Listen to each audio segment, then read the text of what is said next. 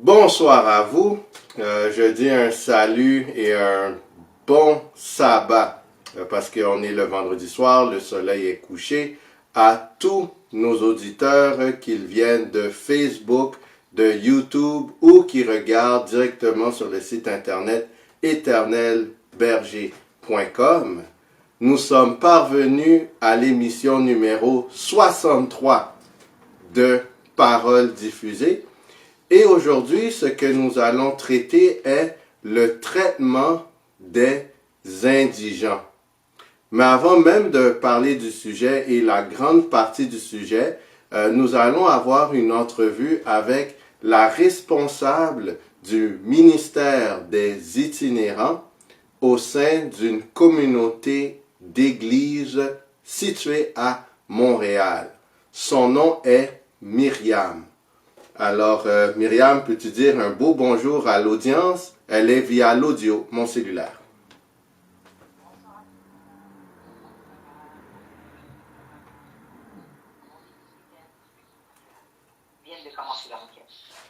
Parfait, merci beaucoup. Alors, sans plus tarder, je vais poser quelques questions à notre invité de ce soir. Première question. Quelles sont les activités reliées au ministère en faveur des indigents dans lequel tu participes? Le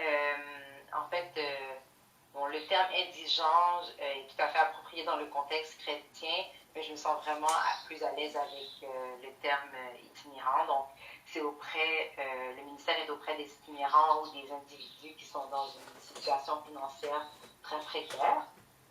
Alors, tous les mardis soirs, le ministère offre des sandwichs, des bananes, une oreille attentive aux itinérants de la mission Oldbury et des locataires du pavillon Marcel et Jean Coutu. Vu que l'objectif est de répondre à leurs besoins selon nos capacités, on leur offre de l'aide matérielle si nécessaire, telle que des meubles, des électroménagers, du soutien dans la recherche d'emploi, des articles divers, des sous-vêtements et autres. Avant la pandémie, on couvrait les environs du métro Place d'Armes et Champ de Mars, ce qui n'est plus le cas vu que les itinérants ne circulent plus dans les rues comme par le passé. Parfait. Merci beaucoup. Et est-ce que tu pourrais me dire comment le ministère envers les itinérants a commencé? Ça a commencé durant l'été 2011 sous la direction de Mehdi Sénéron et Jonathan Bien-Aimé. À l'époque, j'étais responsable de l'école du sabbat à l'église de Béthanie et ils m'ont soumis ce projet nommé Grâce dans la rue. Grâce était un acronyme pour Groupe de recherche et d'action pour la cause de l'Évangile. Il s'était inspiré de l'histoire du jeune homme riche de Marc 10 et aussi du passage de Matthieu 25, versets 35 à 36. Je vais vous lire les versets plutôt. Car j'ai eu faim et vous m'avez donné à manger. J'ai eu soif et vous m'avez donné à boire. J'étais étranger et vous m'avez recueilli. J'étais nu et vous m'avez vêtu. J'étais malade et vous m'avez visité. J'étais en prison et vous êtes venu vers moi. J'ai beaucoup aimé l'idée, alors mon rôle était de partager le projet avec l'Église et d'inviter les membres à y participer. Je n'étais pas le leader du ministère, mais avec le temps, je suis devenue. Parfait. Et initialement, qu'est-ce qui t'a motivé à vouloir t'impliquer dans ce ministère-là? Qu'est-ce qui t'a poussé à le faire?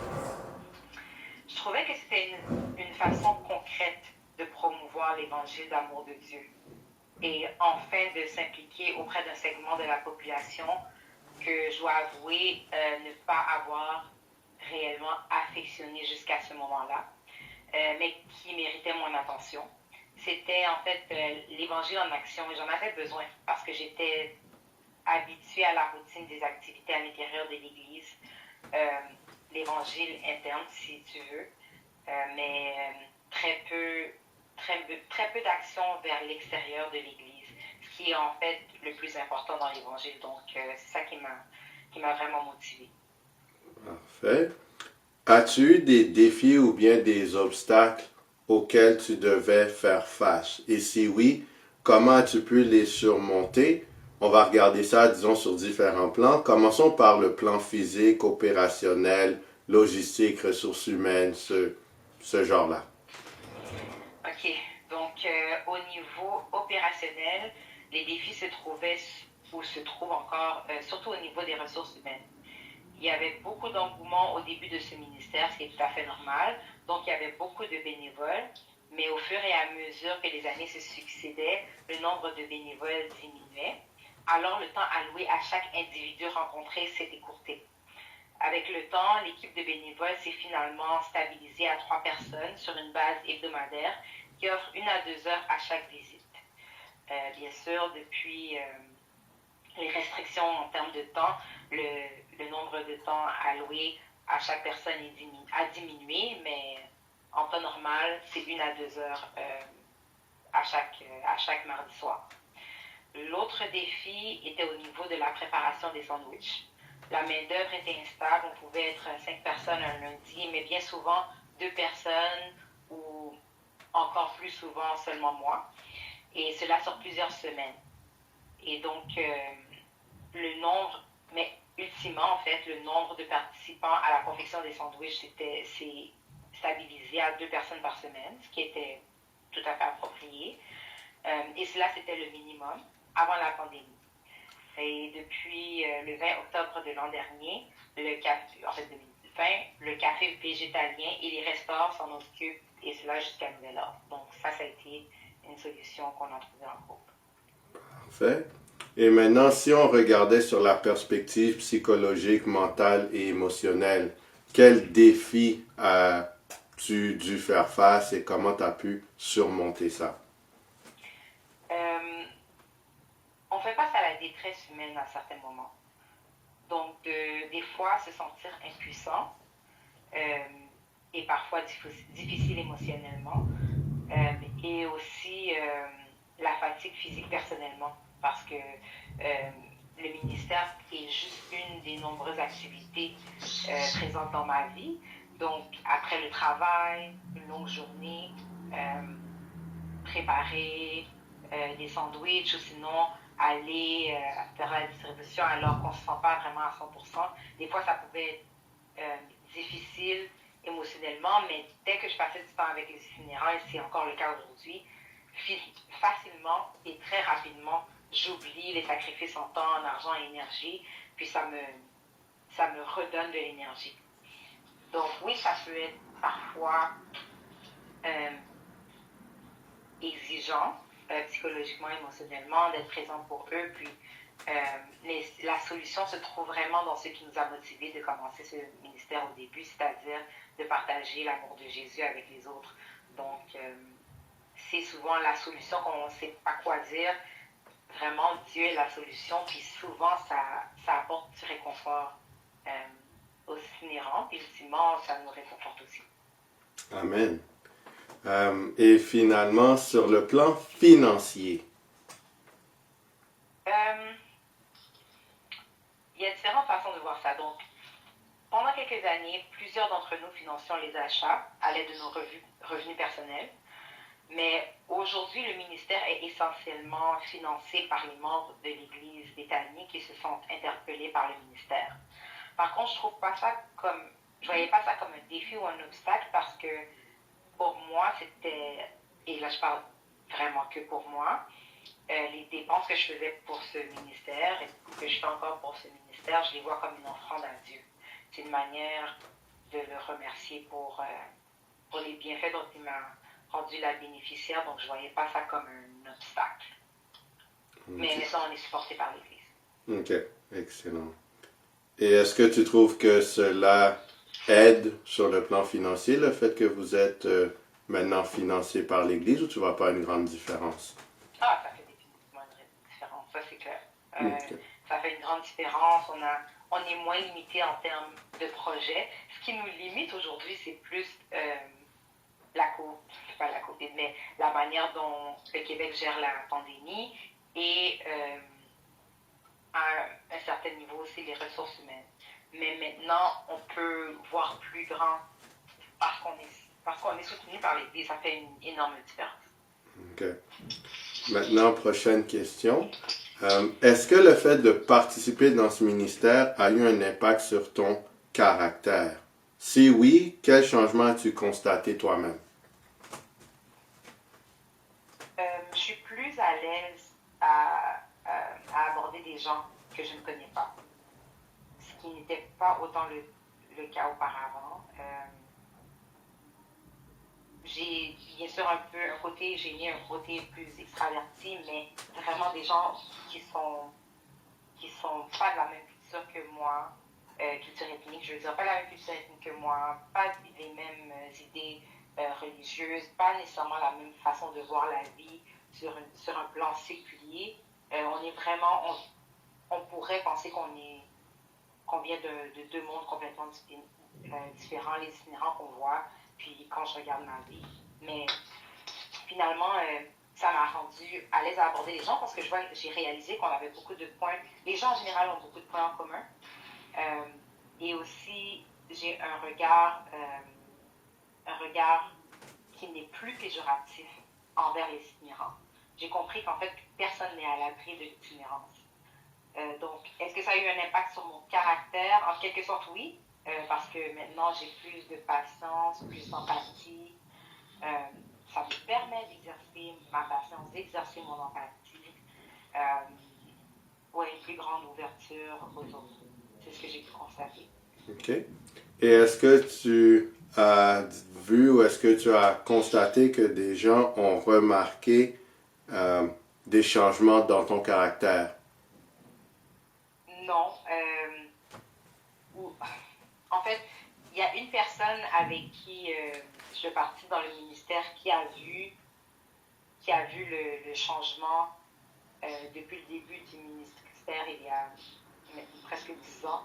Et maintenant, mon approche a changé avec les itinérants. Mon hésitation n'est plus présente. Donc, à ce niveau-là, oui, mais est-ce que les gens autour de moi me disent waouh, depuis que tu es dans ce ministère-là, tu as changé? Non. OK. Merci. Prochain. Selon toi, quelles sont les qualités qu'une personne devrait posséder pour démarrer ou bien pour maintenir un ministère en faveur des indigents? Euh,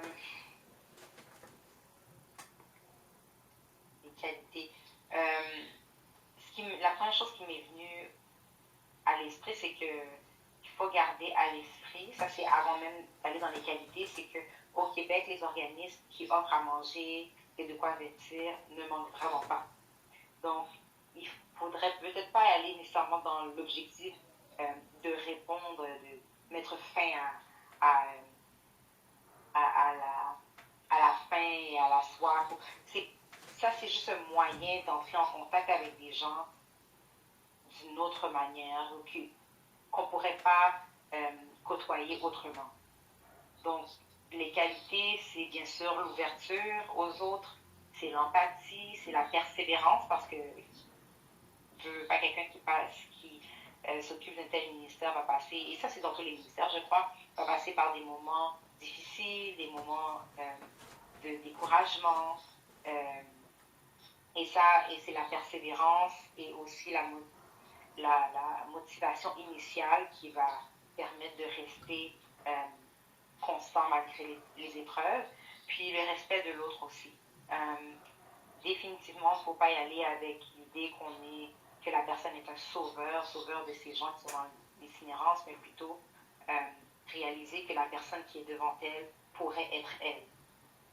C'est pour ça que le respect est très important. Il faut être motivé, il faut être appelé par Dieu, il faut sentir le besoin de participer à un certain ministère pour y participer et non pas uniquement par devoir. Je dirais que ce sont des choses importantes à garder à l'esprit. OK. Et dernière question. Est-ce que tu, en fait, aurais des mots à ajouter concernant le ministère aux itinérants? Les besoins sont vraiment grands. L'écoute, l'empathie, je sais, je l'ai répété souvent, mais c'est souvent ça, c'est que les itinérants ne sont souvent pas traités comme des êtres humains comme les autres, mais comme moins que rien, comme s'ils n'ont pas vraiment de valeur. Et donc, le fait que des chrétiens donnent du temps à des gens qui sont laissés pour compte, mais qui sont d'une immense valeur, lorsqu'on développe une relation, on voit que les besoins sont grands, mais déjà là, juste le fait de passer du temps avec eux, ça fait une grande différence dans leur vie. Donc, je rêve d'un jour où les itinérants de Montréal, parce que c'est là où je vis, seront desservis chaque soir par l'Église adventiste de Montréal, où les membres d'Église seront vraiment impliqués auprès de leur communauté, afin de faire une différence, que les gens ne se sentent plus aussi isolés, en particulier les itinérants qui se sentent moins isolés, qui se sentent aimés, que Dieu ne les a pas délaissés. Ce serait comme la dernière chose que j'aurais à dire par rapport à ce ministère. C'est également ma prière et mon souhait qu'on puisse arriver à cet objectif-là. Donc, moi, je te remercie du temps que tu nous as alloué, parce que je sais que ton horaire est chargé, et je te souhaite une excellente soirée et que le ministère des itinérants dans lequel tu participes puisse continuer de grandir. Salut Myriam. Bye. Donc, vous venez d'entendre la servante du Seigneur, Myriam, dans son témoignage sur le ministère en faveur des itinérants. Et ça nous permet d'avoir une idée, si tu veux, sur le plan micro de ce que le ministère peut faire en faveur de l'être humain. Et des défis que ça permet d'être confronté et à faire face dans la vie de tous les jours.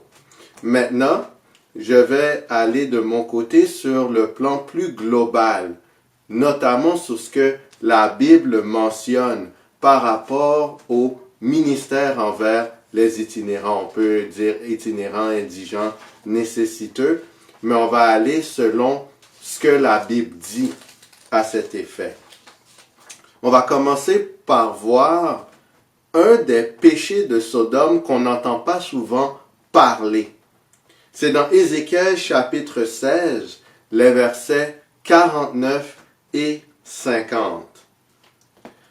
Voici quel a été le crime de Sodome, ta sœur. Elle avait de l'orgueil. Elle vivait dans l'abondance et dans une insouciante sécurité. Elle et ses filles. Et elle ne soutenait pas la main du malheureux et de l'indigent. Elles sont devenues hautaines et elles ont commis des abominations devant moi. Je les ai fait disparaître quand j'ai vu cela. Alors, un des nombreux crimes pour lesquels Sodome s'est rendue coupable fut le fait qu'elle n'aidait pas les personnes pauvres et qui éprouvaient des difficultés. Au lieu de cela, la ville se complaisait dans le luxe, la richesse et la propre suffisance. Et cette attitude a poussé la population à se croire supérieure aux autres nations. Cela explique le comportement des Sodomites envers les anges qui visitaient la ville avant sa destruction. Ces derniers avaient pris la forme humaine et ils passaient pour des voyageurs étrangers. Personne n'était venu pour les accueillir, sauf Lot, qui lui-même n'était pas né à Sodome. Finalement, il semble avoir un lien indirect entre ne pas venir en aide aux personnes dans le besoin et commettre des actes de désordre sexuel. En bout de ligne, ce mode de vie aboutit à la destruction soudaine et définitive. Vu que Dieu met tant d'importance au traitement des moins fortunés, quelles étaient ses ordonnances pour son peuple concernant les indigents qui habitaient le territoire? On voit ça dans Deutéronome chapitre 15, les versets 7 à 11. s'il y a chez toi quelque indigent d'entre tes frères, dans l'une de tes portes, au pays que l'Éternel ton Dieu te donne, tu n'endurciras point ton cœur et tu ne fermeras point ta main devant ton frère indigent. Mais tu lui ouvriras ta main et tu lui prêteras de quoi pourvoir à ses besoins. Garde-toi d'avoir un œil sans pitié pour ton frère indigent et de lui faire un refus.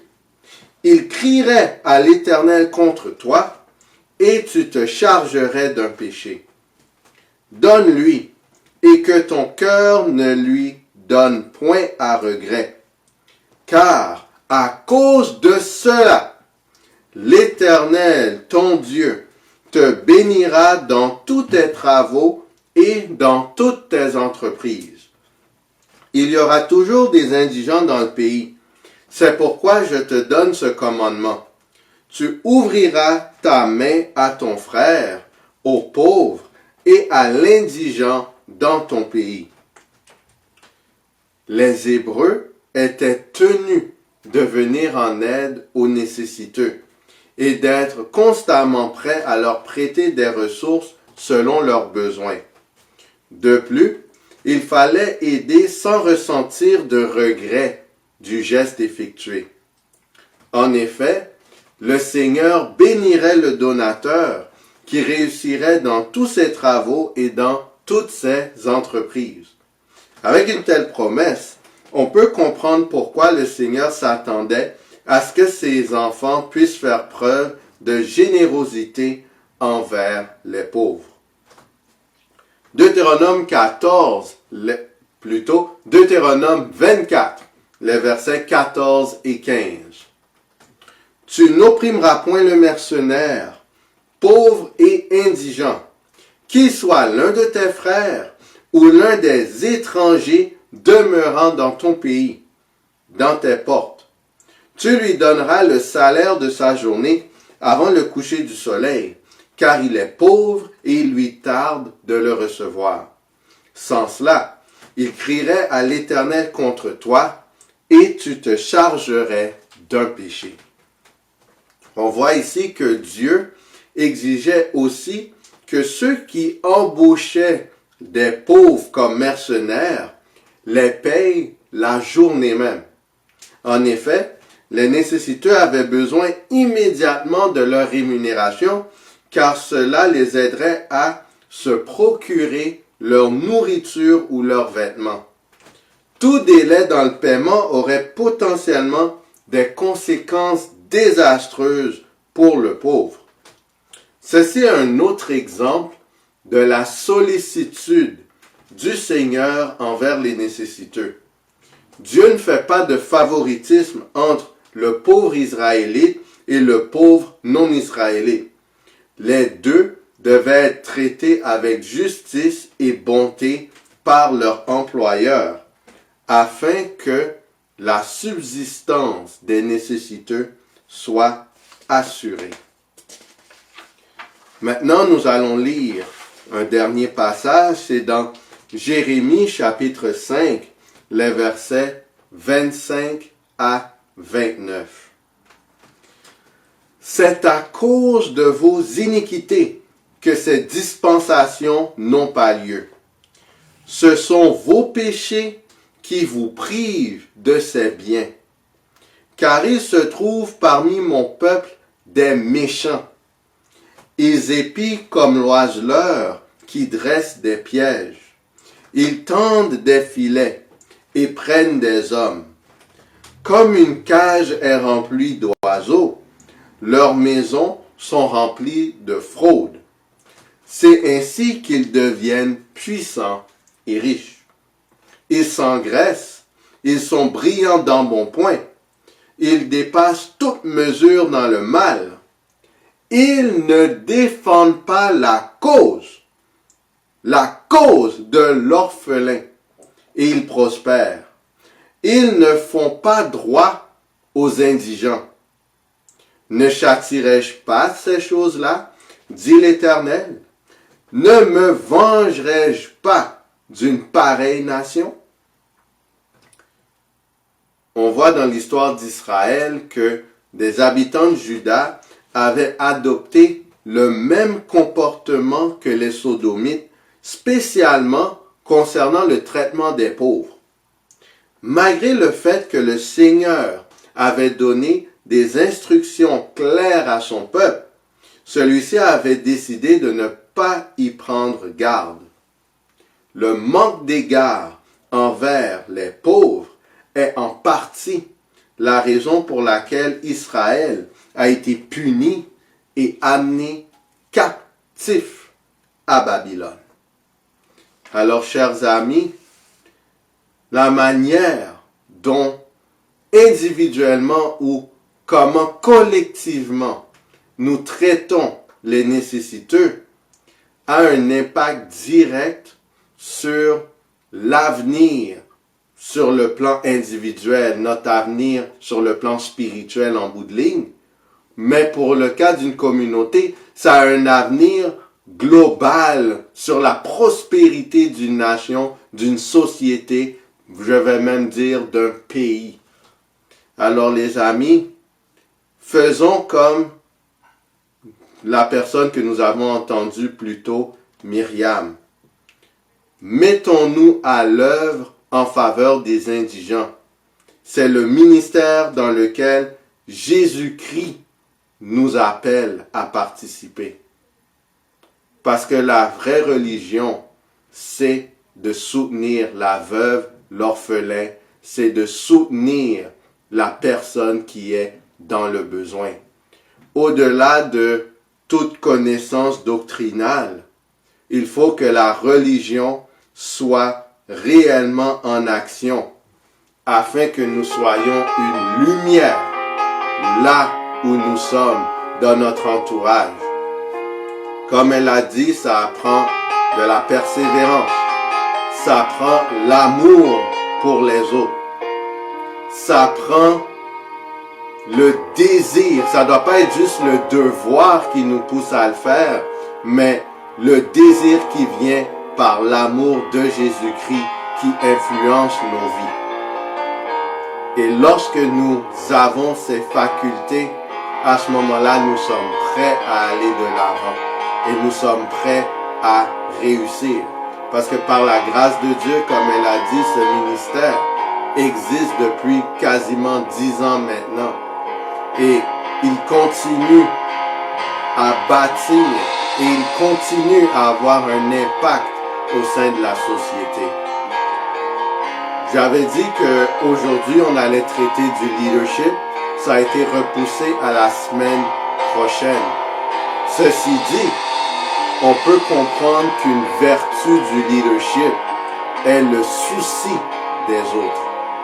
Et le souci des autres se traduit non seulement en paroles, mais surtout en actions concrètes. Et nous avons eu un exemple réel, parce que Dieu est réel, sa parole est réelle, et la relation envers Dieu et envers nos semblables doit être réelle. Que le Seigneur vous garde.